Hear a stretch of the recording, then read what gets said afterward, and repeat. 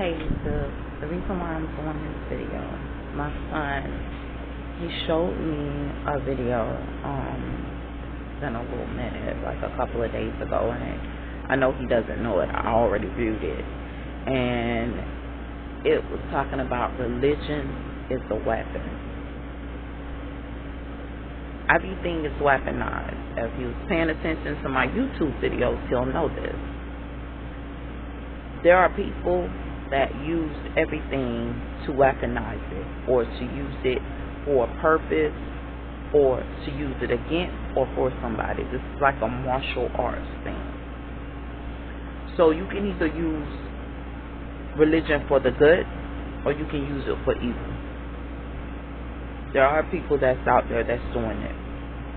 You will know when you come into contact with people that's using religion for evil, because there are certain qualities and things that they do. You understand what I'm saying? Religious beliefs and the Bible for them is an opportunity to play God and take advantage of people.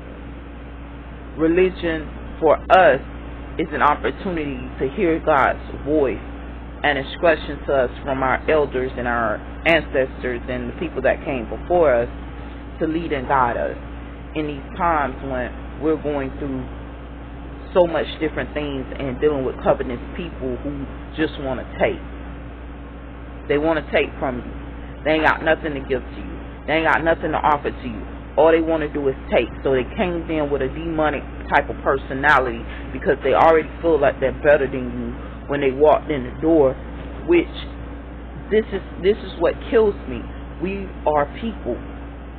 We're dealing with people in high places. We say spirits. We're dealing with demonic spirits, right? Spirits that want to possess in high places. We're dealing with people that want to possess in high places. We're dealing with people that do things. Although these people are rarely ever seen, because it's rare that you would know who these people are, because a lot of people that's in high positions don't often socialize in circles like yours, because you're not in that realm of things.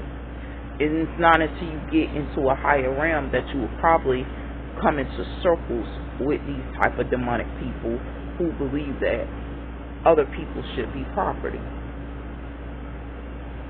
So when I hear about the weaponization of God or the Word of God, because God was the Word and the Word is God, so you're not going to see God in a fleshly form unless somebody implements it. Unless someone's implementing the Word of God, that's the only time you're going to see God in the fleshly form. Other than that, all you will see is the Word of God and how it lines up with the modern time. So when we say we've seen God, we've seen the hands of God bless us, we've seen the miracles and the mercies of God, we've seen, because we were following the Word of God and implementing the Word of God, we were able to see God in the modern day, act and work. So they're talking about weaponization of the Word of God. Of course they want to weaponize it. But guess what? The demons weaponized it against you. Those that didn't want you to prosper sat up there and constantly had you doing things that you didn't want to do, sleeping with people that you didn't want to sleep with, being around people that you didn't want to be around, forcefully taking you through so many different things. And I tell people about this because guess what? Each time that you're not in line with that Word of God, they're trying to pull a switch, they're trying to pull a tear, and they're trying to grow weeds to choke your life off.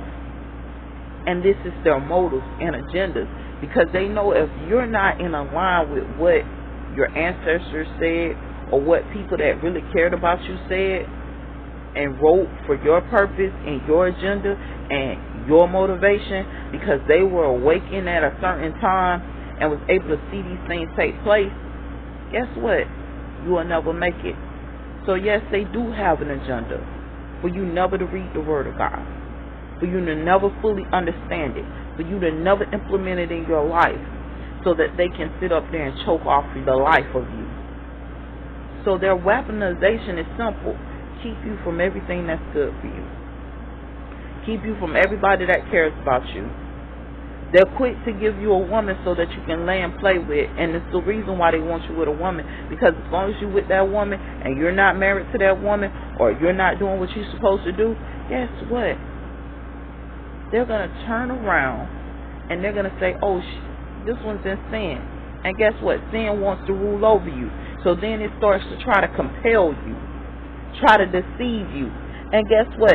Sometimes we're not even able to fight off the deception because we've been in sin so long. I can't tell you as a young man not to date a woman, but I can now tell you, because I know that they're trying to tell you the word of God is weaponized. I'm going to be flamboyant as I can possibly be. They want young men and young women with each other committing sins and committing like fornication and all this sin. And it's a motive behind that. Because as long as you can stay trapped up under sin, they can rule over you. God told Cain, God say, if you do not do good, if you do good, will not good follow you. But if you do not good, sin waits at the door and it wants to rule over you. Sin wants to have a say over your life. It wants to have a say over your life. That's why you hear them sit up there talking about sin state. They're committing a martial art act against you. When you look at these kung fu movies and you seeing them sit up there and you trying to understand how they're moving air and earth and using all of this force and able to sit up there and do all these different things, what they're trying to tell you is this is a bad battle between good and evil. What they're trying to tell you, there's some things and some powers that you're not having access to that you're supposed to actually have. Now, we know we're not going to get ill with it. You understand what I'm saying? But I'm going to put you on a regular, normal level. Man has dominion over every beast of the field, everything that roams the earth. But when man is out of alignment with the will of God, there are things like lions that's going to show up and they're going to say, we rule over you, but you are man. God said, I give you dominion over everything of this earth, over the beasts of the fields. There is no beast stronger than you because you are man. Woman. You are man and woman. There is nothing stronger than you. That's why God put you in that atmosphere.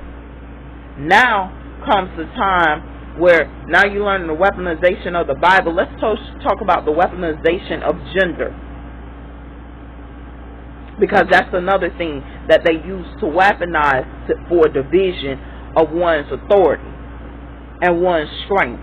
See, everything about now, everything these people are doing are to defile you so that you won't have strength, so that you really can't oppose them. The very thing that you're supposed to do, a lot of them are trying to do. They're trying to do everything that God has called you to do. They're trying to live the way God has called you to do, to build up strength against you, to battle you. They're using on martial arts to deceive you. They don't want you with the word of God, but they're constantly reading it. Why are you reading the word of God if you're so demonic? Why you on the word of God if you're so demonic? Guess what? Because they ain't. They want to have people oppressed. And how they're oppressing us is by weakening us. Remind you, Samson and Delilah. Take this for instance. Samson is the type of man that loves, right? I love women. I love whore. You understand what I'm saying? It is what it is. I met up with Delilah. Delilah seemed to be a good girl, you know, and even though she was a strange girl because she went from our people, she's a good girl nevertheless. You understand what I'm saying? But remind you, we're constantly told about how we're dating women that aren't of our people. That's like a Christian man dating a woman into hoism. Don't be surprised when they come collect this woman and try to auction her off because her lifestyle is in horrible. You understand what I'm saying to you, Hosea? You understand what I'm trying to say? A lot of things are going on where they're trying to keep us into sin. It begins off the first beginning of the Bible, and I never told you how in the first beginning of the Bible you can actually see demons surrounding Adam and Eve, talking about their God. If you really read it, and I'm going to tell you, get a Gateway Bible, which has multiple Bibles, and some of this stuff is being divulged to me where there were demons surrounding Adam and Eve, talking about they were God. These are fallen angels, talking about their God, full of envy against them. Why wouldn't you want me to live forever? Why wouldn't you want me to have? Why wouldn't you want this type of stuff? But we already know what demons is. Demons is people. People that are destructive, that don't want you to have. We already talked about what spirits is. Spirits of the darkness is people that don't want you to have. But what about the spirits of the light? It's some of us that want to see our people prosper. It's some of us that want the goodness of God. It's some of us that want blessings and not curses. We have to sit up there and realize the first thing they're going to try to do is etch God out, which is take God out of our lives. You have to fight against that. God is freedom to us. Religion is freedom to us. We know why we have to sit up there and we have to put limitations on us, because there's a group of us that'll do anything. If you ever go into battle and you was ever a soldier of any type, right? Without limitations on your soldiers that are in your crew, they'll begin to rape the women off. Because they feel like, okay, we don't have limitations. We can do whatever we want to do. It's not until you implement rules and say, okay, well, look, in these villages, we will not touch women, children. We will not do anything inappropriate, even though we're in warfare, because we are people of a certain stature. And let our stature be known that this is not us. But other than that, they'll do whatever. And guess what? That's how the trap gets set for you. Because when you're sitting up there and you'll rape off anything, the moment that some people know that they're getting ready to go into war, they'll start diseasing their people. All of them be diseased. So you can go in there and let's see how your loins burn. This is the game that's played. You have to play a stronger game. They're trying to weaponize the Bible. They're going to weaponize everything. I set up there and I told you the cure for wellness is a weapon to sicken the people. Wellness is a weapon to fight against that. So the very disease itself is the cure itself. But at the same time, they don't care. Like I told you, we go through vision compromise. That vision compromise can give you 100% vision. Vision on a whole nother level. Vision that's far beyond technology. But the way it's being used now is to sicken. We have to prepare ourselves for advancement and everything. And realize this, no matter how many weapons formed against you, no weapon formed against me shall prosper. I'm more than a conqueror. I conquer these things. I know what they are. I know that the disease that you send to me, I can use it and I can flip it and it will become the cure for me. So you will submit a disease into the atmosphere and it may not bother me because I'm already covered. Because I have already cured that virus already and it lives in my system. So certain things that you battling me with don't bother me because I have already been through it. We have to really know what we're dealing with. So these, what do we call them? Bioterrorists who's submitting all this stuff. It's nothing but a combination of diseases and viruses and stuff like that.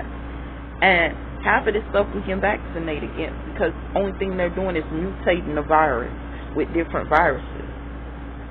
We can vaccinate against this stuff. We can cure it. But at the same time, the question now comes, will we want to cure it? Will it be a motive for curing? remind you, the cure to wellness is a disease. The cure to that disease is wellness. We must prepare. So the Bible, yes, it can be used as a disease, but the Bible can also cure you if you follow the orders in it. Stay up, stay blessed. I just want to let you know I was listening.